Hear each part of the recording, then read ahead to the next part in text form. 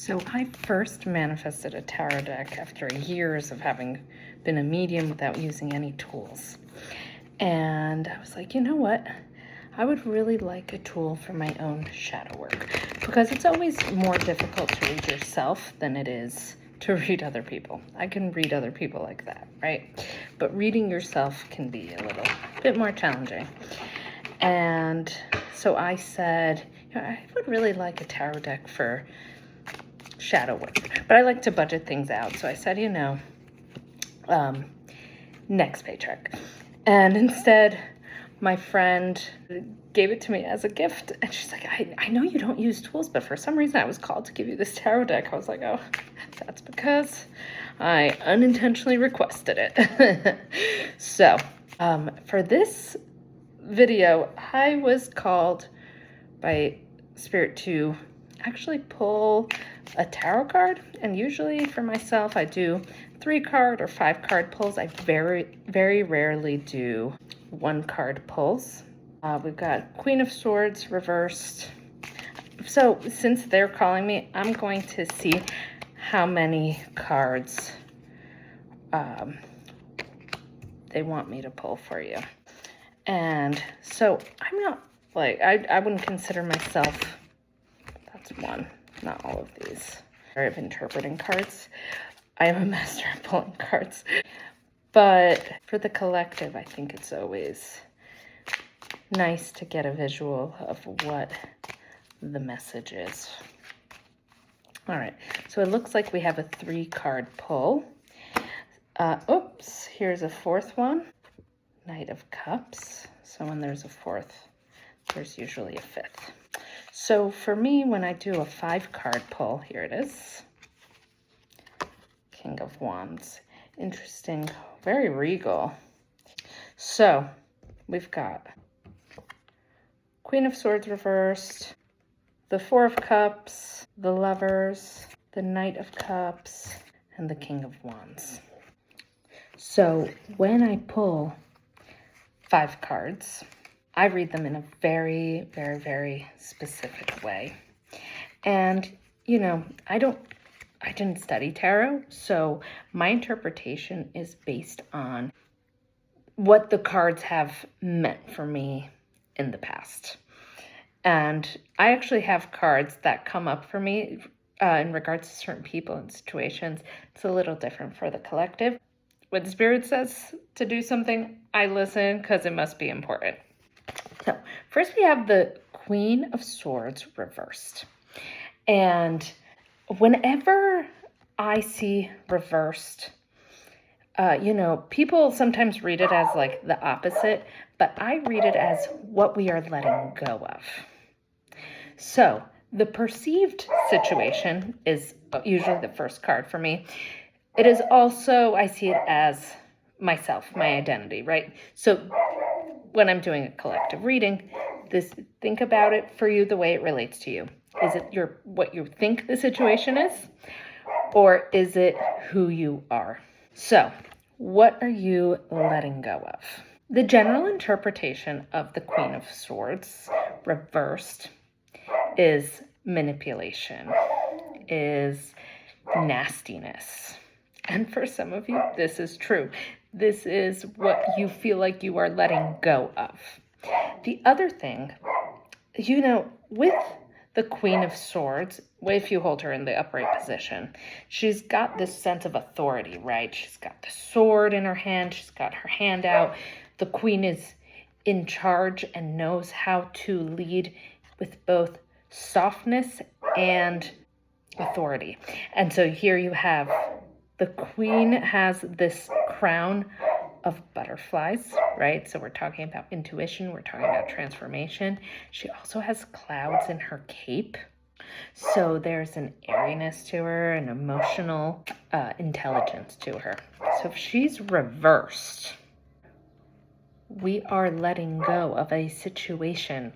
Okay, I'm going to say it, of a situation where we were maybe even gaslit into thinking that we were not capable of being those things, of being both someone of authority, someone who is knowledgeable, someone who is respected and also has high emotional intelligence, someone who can balance both the physical and the metaphysical, someone who can balance the creative side and the ability to get things done.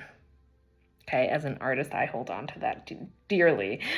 And as a psychic, I hold on to that dearly because, we have this, we're perceived as being people who can't focus enough.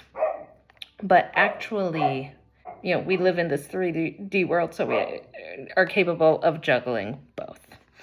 And so we're letting go of being gaslit that we couldn't be those things. And we're getting back to our authenticity, remembering who we are, that we can hold many layers within us, many layers of knowledge. We're multidimensional people. We're letting go of that now, of that gaslighting. The actual situation. Look at this guy. Spirit is giving this person an opportunity, and the person's arms are crossed, not receiving the opportunity. And there are 3 other opportunities here as well. So how many times has Spirit tried to bring you an opportunity? You're like, no, that's not what I asked for. That's not what I ordered on the menu. Guys, it is time for you to trust. Do you trust that you are getting exactly what you need in divine timing? Because guess what? Things are actually out of your control. You can plan, you can set intentions, but if it is not meant for you, or if Spirit has something bigger and greater for you, you have to let go of control so you can bring in the unexpected. The 3rd card for me is always the unexpected. And I love that the unexpected is the Lovers. By the way, wanted to point out here, the opposite, right? One is a 4 and one is a 6. So the 1 on the opposite side of the 5, this is about being in control. This is about letting go so that this beautiful partnership can come your way. This card can be about romance. It can also be about being in alignment, which quite honestly is about loving yourself. When you are in alignment, your heart and your mind are in agreement that you are taking the right steps forward for yourself while being true to yourself, being true to your natural talents, being true to what makes your heart sing. Together, they tell the truth about who you are. When you let go of the manipulation and you let go of control, magical things can come in unexpected ways, right? It all starts with trust. And just in case, for those of you who this is about love, we've got the Knight on the white horse, the Knight in shining armor, holding gifts for you, the Knight of Cups. Again, I go with what it has meant for me. The Knight of Cups, and also, I don't use tools because I use my intuition more. This is just a great way to get you to see the visual, get you to understand what this could mean for you. Here we are with the Knight of Cups, the Knight in shining armor. This is the near future.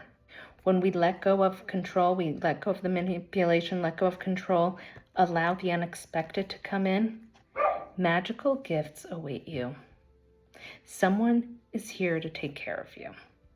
That could be yourself, right? That could be Spirit.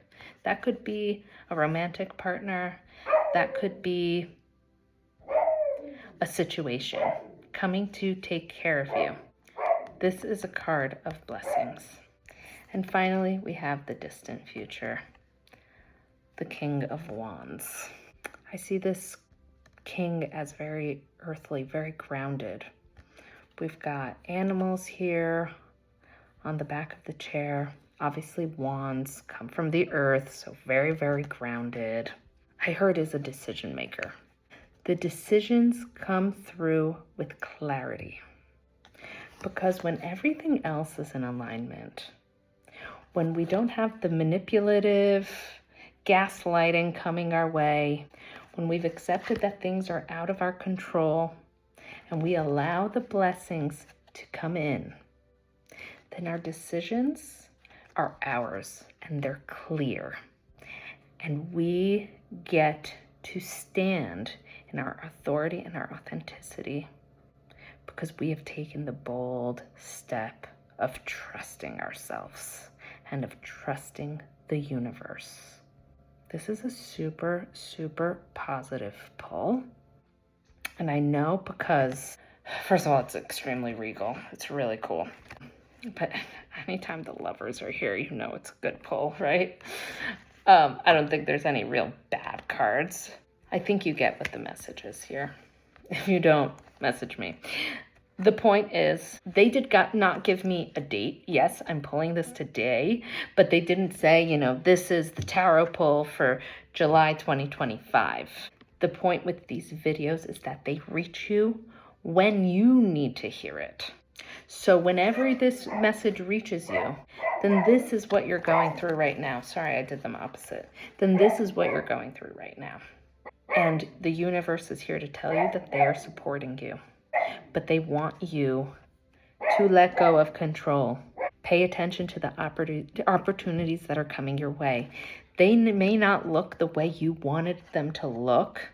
They're even better if you allow them to be so. Oh, I guess I have to tell you that I do readings.